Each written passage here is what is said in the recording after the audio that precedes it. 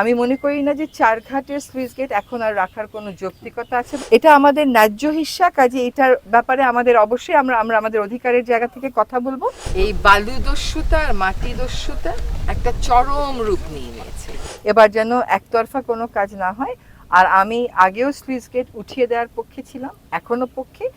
আমি মনে করি না যে চারঘাটের স্লুইস গেট এখন আর রাখার কোনো যৌক্তিকতা আছে বলে, কিন্তু আপনি শুধু স্লুইস গেটটা তুলে দিলেন, নদীটা খনন করলেন না, তখন কিন্তু আপনি কোনো সুফল পাবেন না। ফলে দুইটাকে একসাথে কম্বাইন করে আমরা কাজে হাত। যেহেতু একটা চুক্তি আছে এবং এই চুক্তির অধীনে কিন্তু একটা টেকনিক্যাল কমিটি দুই দেশের মিলে মাঠ পর্যায়ে প্রতিনিয়তই তথ্য উপাত্ত নিচ্ছে।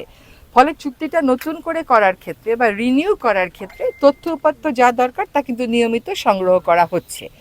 এখন আমরা এই মুহূর্তে এই কথাটা তোলার প্রয়োজন দেখছি না, কারণ আরো তো আমাদের কাছে 1.5 বছর সময় বাকি আছে। এটা আমাদের ন্যায্য হিস্সা, কাজে এটার ব্যাপারে আমাদের অবশ্যই আমরা আমাদের অধিকারের জায়গা থেকে কথা বলবো।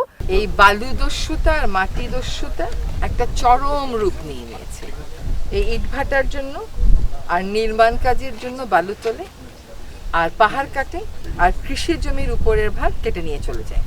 কৃষক রাতে ঘুমিয়ে পড়ে, সকালে উঠে দেখে তার জমির মাটি নেই। এইরকম ভয়ঙ্কর অবস্থায় আমরা চলে গেছি।